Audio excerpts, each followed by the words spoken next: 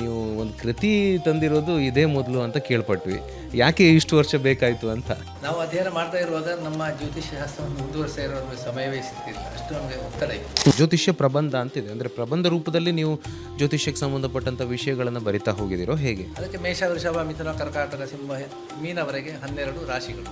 ನಿಮ್ಮ ಈ ಕೃತಿ ಬೇರೆಲ್ಲ ಕೃತಿಗಳಿಗಿಂತ ಹೇಗೆ ಭಿನ್ನವಾಗಿದೆ ಅಂತ ಏನು ಹೇಳ್ತೀರಿ? ಅದೇಕಂದರೆ ಜ್ಯೋತಿಷ್ಯ ಶಾಸ್ತ್ರದಲ್ಲಿ ಜ್ಯೋತಿಷ್ಯ ಹುಟ್ಟಿವಂತೆ ಹೇಗೆ ಮತ್ತು ಗ್ರಹರು, ಯೋಗಗಳು, ಎಲ್ಲ ವಿಷಯಗಳನ್ನು ಬರೀತಾರೆ.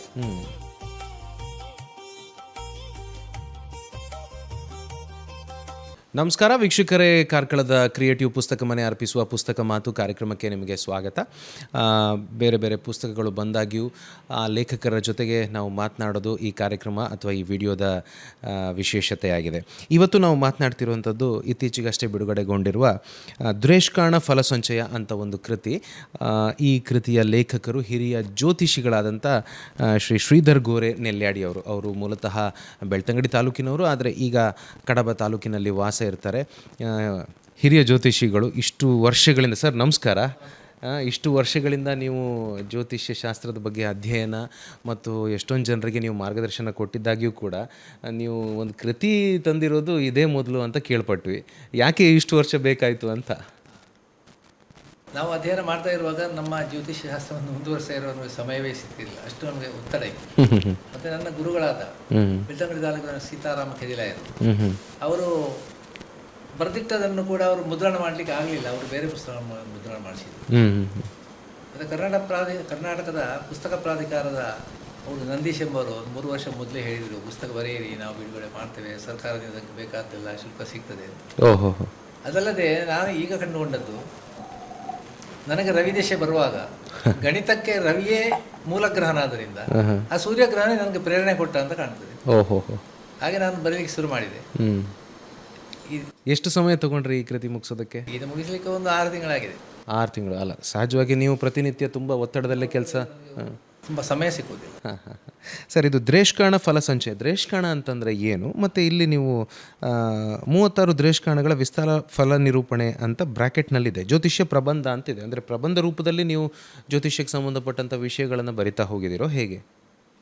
ದ್ವೇಷ್ಕಾಣ ಅಂದರೆ ಈ ಭೂಮಿ ತಿರುಗುತ್ತಾ ಇರುವಾಗ ಈ ಆಕಾಶದ ಎಷ್ಟು ಭಾಗದೊಳಗೆ ತಿರುಗುತ್ತದೋ ಅಷ್ಟು ಭಾಗದ ಒಳಗಿನ ಒಂದು ಕ್ರಾಂತಿ ವೃತ್ತಕ್ಕೆ ಒಂದು ವೃತ್ತ ಅಂತ ಹೇಳುದು ಜ್ಯೋತಿಷ್ಯದ ಇದು ರಾಶಿ ವೃತ್ತ ಅಂತ ಹೇಳುದು. ಅದರಲ್ಲಿ 12 ಭಾಗಗಳು. ಅದಕ್ಕೆ ಮೇಷ, ವೃಷಭ, ಮಿಥುನ, ಕರ್ಕಾಟಕ, ಸಿಂಹ, ಮೀನವರೆಗೆ 12 ರಾಶಿಗಳು. ಒಂದೊಂದು ರಾಶಿಯಲ್ಲಿ 30 ಡಿಗ್ರಿಯಷ್ಟು ಅದಕ್ಕೆ ಅವಕಾಶ. ಅಂದರೆ 360 ಡಿಗ್ರಿ ಆಗುವಾಗ ಈ ಭೂಮಿ ಒಂದು ಸುತ್ತು ಬರುವಾಗ 360 ಡಿಗ್ರಿ ಆಗುತ್ತೆ. ಹಾಗೆ ಆ ಮೇಷದಲ್ಲಿ ಮೊದಲನೇ 10ನೇ ಭಾಗ, 10 ಡಿಗ್ರಿಯಷ್ಟು ಭಾಗ ಅದಕ್ಕೆ ಆದಿದ್ರೆಕ್ಕಾಣ ಅಂತ ಹೇಳೋದು.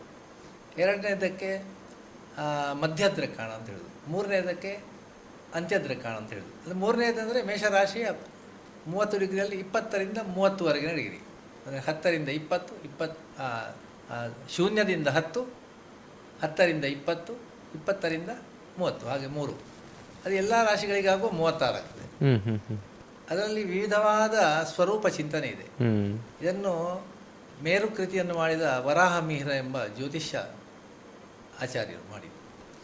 ಬೇರೆ ಬೇರೆ ಜ್ಯೋತಿಷ್ಯ ಗ್ರಂಥಗಳಲ್ಲಿ ಇದನ್ನು ಮಾಡಿದ್ದಾರೆ, ಆದರೆ ಅದರ ವಿಶೇಷತೆ ಏನಿಲ್ಲ.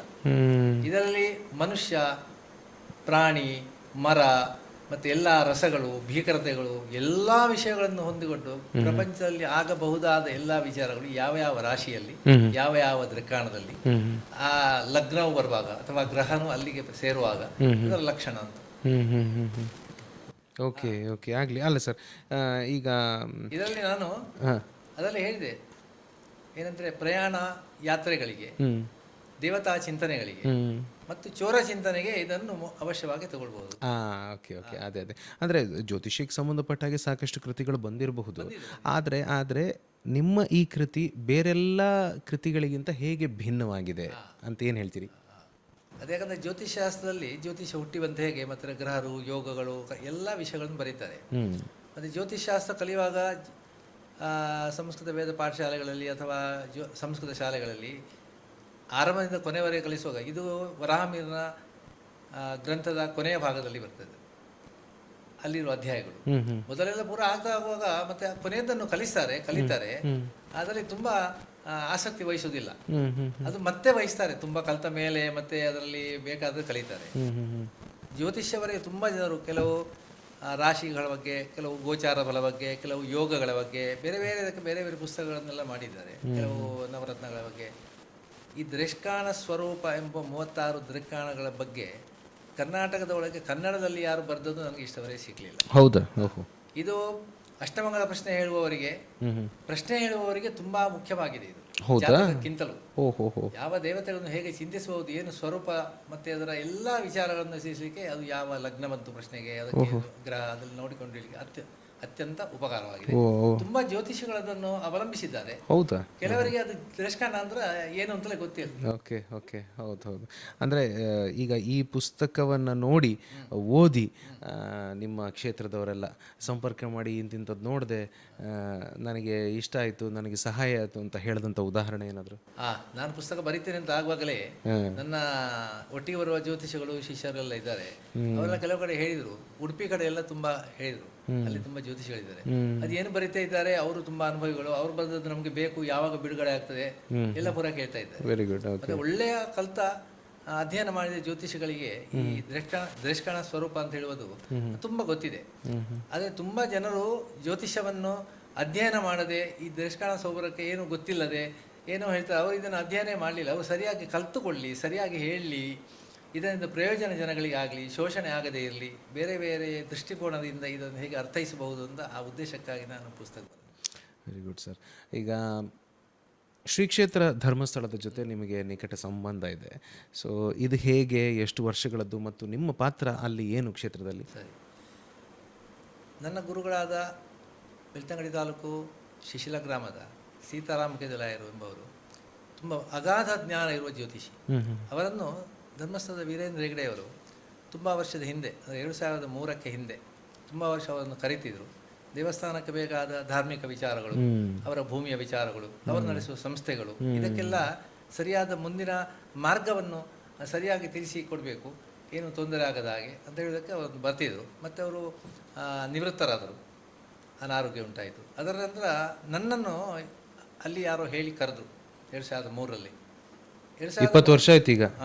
2003ರಲ್ಲಿ ಅವರು 22 ವರ್ಷ ಆಯಿತು. ಆಗ ನಾನು ಪ್ರಥಮವಾಗಿ ಅಲ್ಲಿ ನಾನು ಹೋಗಿ ದೇವಸ್ಥಾನ ಅವರ ವಿಚಾರದಲ್ಲಿ ಅವರಿಗೆ ಕೇಳಿದ ಪ್ರಶ್ನೆಗೆ ಉತ್ತರ ಹೇಳುವಾಗ ಜ್ಯೋತಿಷ ಪ್ರಶ್ನೆ ಮಾರ್ಗದಲ್ಲಿ ಅವರಿಗೆ ಭಾರಿ ಸಂತೋಷ ಅಲ್ಲ, ಅವರಿಗೆ ಆಶ್ಚರ್ಯ ಆಯಿತು. ಅದರ ನಂತರ ಅವರು ತುಂಬ ಅಲ್ಲಿ ವಿಚಾರಗಳನ್ನು ಕೇಳಿದರು. ಮತ್ತು ಅಲ್ಲಿ ತುಂಬ ದೊಡ್ಡ ಒಂದು ಕಾರ್ಯಕ್ರಮ ಆಯಿತು. ಯಾವುದಂದರೆ ಧರ್ಮ ನೇಮೋತ್ಸವ ಅಂತ, ನಡಾವಳಿ, ಮಹಾನಡಾವಳಿ. ಆಗ ಎಲ್ಲ ವಿಚಾರಗಳಿಗೆ ಅವರು ನನ್ನಲ್ಲಿ ಕೇಳಿ ಮುಂದೆ ಹೋದರು. ನಾವು ಹೇಗೆ ಹೇಳಿದೆವು ಹಾಗೆ ದೇವರ ದಯೆಯಿಂದ ಮಂಜುನಾಥ ನಮ್ಮ ಬಾಯಿಂದ ಅದನ್ನು ಬರೆಸಿದ. ಅದರಲ್ಲಿ ವಿಚಿತ್ರ ಏನಂದರೆ ಅವರಲ್ಲಿ ಆಧಾರ ಇರಲಿಲ್ಲ, ಹಿಂದೆ ಅದಕ್ಕೆ ಏನು ಮಾಡಬೇಕು ಗೊತ್ತಿರಲಿಲ್ಲ, ಯಾವಾಗ ಮಾಡಬೇಕಂತ ಗೊತ್ತಿರಲಿಲ್ಲ. ನೀವೇ ಹೇಳಿ ಅಂತ ಹೇಳಿದರು. ನಾನೇ ಕೂತು ಇಷ್ಟು ತಾರೀಕಿಂದ ಇಷ್ಟು ತಾರೀಕಿನಲ್ಲಿ ಇಂತಿಂಥ ದಿವಸಗಳಲ್ಲಿ ಇಂತಿಂಥ ಕಾರ್ಯಕ್ರಮಗಳನ್ನು ಮಾಡಬೇಕು ಅಂತ ಹೇಳಿದೆ.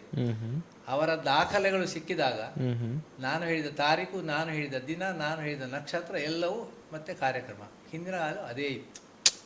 ಅದು ನಮಗೂ ಆಶ್ಚರ್ಯ ಆಯಿತು. ಅದರಂತೆ ಈಗಿನವರೆಗೂ ಅವರು ಎಲ್ಲ ವಿಚಾರಗಳಲ್ಲಿ ನಮ್ಮನ್ನು ಸಂಪರ್ಕಿಸ್ತಾ ಇದ್ದಾರೆ. ಅವರ ಬೇರೆ ಬೇರೆ ಸಂಸ್ಥೆಗಳಿಗೆ ನಾವು ಹೋಗಿದ್ದೇವೆ. ನಾವು ಹೇಳಿದ ಫಲ ಪ್ರಕಾರ ಅವರಿಗೆ ತುಂಬ ಒಳ್ಳೆಯದಾಗಿದೆ. ಈಗಲೂ ನಮ್ಮನ್ನು ಬೇಕಾದಾಗ ಕರೀತಾರೆ. ಸುಮ್ಮನೆ ಅವರು ಜ್ಯೋತಿಷ್ಯ ಕೇಳೋದಿಲ್ಲ. ಏನು ಅತಿ ಅಗತ್ಯವಿದೆ ಅವರಿಗೆ, ಹಾಗೆ ದೊಡ್ಡ ಸಮಸ್ಯೆ ಏನಿಲ್ಲ. ಹೌದಪ್ಪ. ಅವರಿಗೆ ಧಾರ್ಮಿಕವಾಗಿ ಮುಂದುವರಿಕೆ ಆದರೆ ದೇವರ ಒಪ್ಪಿಗೆ ಬೇಕು.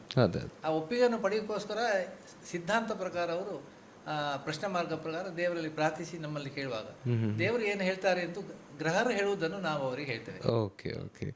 ಜ್ಯೋತಿಷ್ಯ ಮತ್ತು ಅದರ ಸುತ್ತಲಿನ ವಿಚಾರಗಳ ಬಗ್ಗೆ ನಿಮಗೆ ಆಸಕ್ತಿ ಇದ್ದರೆ ಖಂಡಿತವಾಗಿಯೂ ಕ್ರಿಯೇಟಿವ್ ಪುಸ್ತಕ ಮನೆ ಹೊರತಂದಿರುವ ದೃಷ್ಕಾಣ ಫಲ ಸಂಚಯ ಈ ಕೃತಿಯನ್ನು ಖರೀದಿಸಿ ಓದಬಹುದು.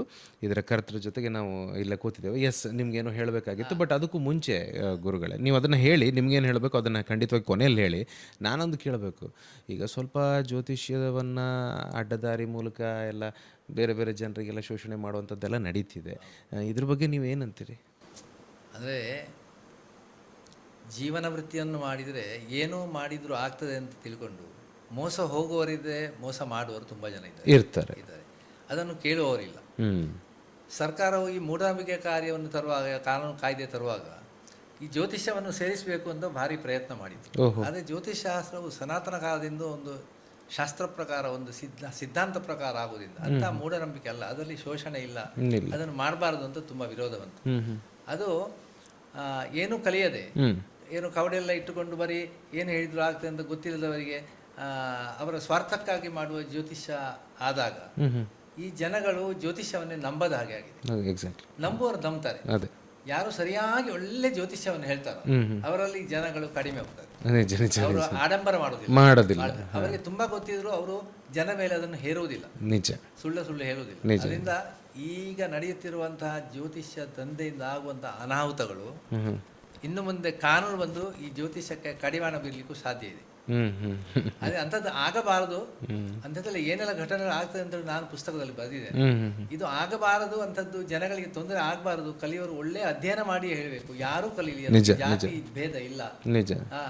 ಅದು ಕಲಿಯಿಂದ ನನ್ನ ಕಳಕಳಿಯ ಒಂದು ಪ್ರಬಂಧವನ್ನು ಬರ್ತದೆ. Very good. ನೀವು ಕೊನೆದಾಗಿ ಏನು ಹೇಳಬೇಕು ಅಂತ ಇದ್ರಿ ದಯವಿಟ್ಟು ಮುಂದುವರಿಸಿ. ಇದನ್ನೇ ಹೇಳಬೇಕು ಅಂತಿದ್ರಾ? ಓ, ಹಾಗಾದ್ರೆ ನಾನು ಅದೇ ಪ್ರಶ್ನೆಯನ್ನು ಕೇಳಿದ್ನಲ್ಲ. ಅಲ್ಲ, ಅದೆಲ್ಲ ಇನ್ನೊಂದು ಏನಂತ ಹೇಳಿದ್ರೆ, ನನಗೆ ಪುಸ್ತಕ ಮನೆಯವರು ಏನು ಹೇಳಿದ್ರು ಅಂತ ಹೇಳಿದ್ರೆ, ನಮ್ಮ ಕ್ರಿಯೇಟಿವ್ PU ಕಾಲೇಜಿನವರು, ಪುಸ್ತಕಗಳನ್ನು ನೀವು ಬರೆಯಿರಿ, ಬರಹಗಾರರು ಕಮ್ಮಿ ಇದ್ದಾರೆ, ನಾವು ಪ್ರಕಟಣೆ ಮಾಡ್ತೇವೆ.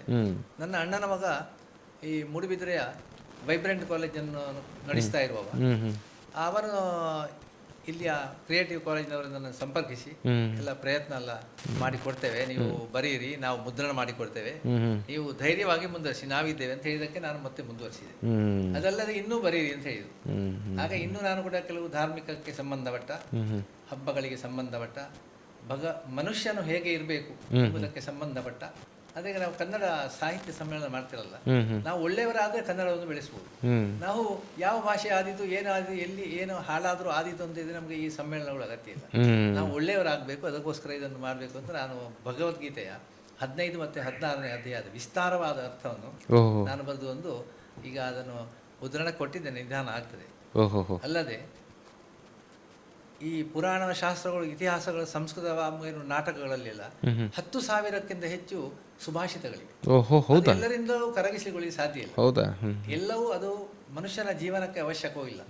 ಆದ್ದರಿಂದ ಮನುಷ್ಯನ ಈಗಿನ ಕಾಲದ ಜೀವನಕ್ಕೆ ಜನೋಪಯೋಗಿಯಾದಂತಹ ಒಂದು 600 ಸುಭಾಷಿತಗಳನ್ನು ಆರಿಸಿ ಅದನ್ನು ನಾನು ಈಗ ಒಂದು ಕೃತಿ ರೂಪದಲ್ಲಿ ಅಕ್ಷರ ಅಚ್ಚು ಮಾಡಲಿಕ್ಕೆ ಟೈಪ್ಗೆ ಕೊಟ್ಟಿದ್ದೆ. Very good. ಭಾರಿ. ಅದನ್ನು ತಂದ್ರೆ ಈ ಜ್ಯೋತಿಷ ಪುಸ್ತಕ ಆದ್ರೆ ಜ್ಯೋತಿಷಿಗಳಿಗೆ ಪುರೋಹಿತರಿಗೆ ಮಾತ್ರ ಬೇಕಾದಿತ್ತು. ಹೌದು, ಇದು ಆದ್ರೆ ಇದು ಎಲ್ರಿಗೂ ಬೇಕು. ಆಕ್ಚುಲಿ ನೀವು ಹೇಳಿದಾಗ ನನಗೆ ಅದು ಎರಡನೇ ವಿಚಾರ ತುಂಬಾ ಆಸಕ್ತಿ ಹುಟ್ಟಿತು. ನೀವು ಆದಷ್ಟು ಶೀಘ್ರದಲ್ಲಿ ಅದು ಬರಲಿ ಅಂತ ನಾವು ಹಾರೈಸ್ತೇವೆ. ನಿಮ್ಮ ಜೊತೆ ಕೂತು ಮಾತಾಡಿ ಬಹಳ ಸಂತೋಷ ಆಯಿತು. ಇನ್ನಷ್ಟು ಕೃತಿಗಳು ನಿಮ್ಮಿಂದ ಹೊರಬರಲಿ ಅಂತ ಹಾರೈಸ್ತೇವೆ. ನಮಸ್ಕಾರ ಗುರುಗಳೇ. ವೀಕ್ಷಕರೇ, ಇದು ಪುಸ್ತಕ ಮಾತು.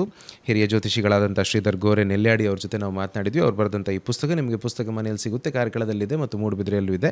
ಇಲ್ಲ ಅಂತಂದರೆ ನೀವು ಆನ್ಲೈನ್ ಮೂಲಕನೂ ಕೂಡ www.pustakamane.com ಮೂಲಕ ನೀವು ಮನೆಗೆ ಈ ಕೃತಿಯನ್ನು ತರಿಸಬಹುದಾಗಿದೆ. ನಮಸ್ಕಾರ.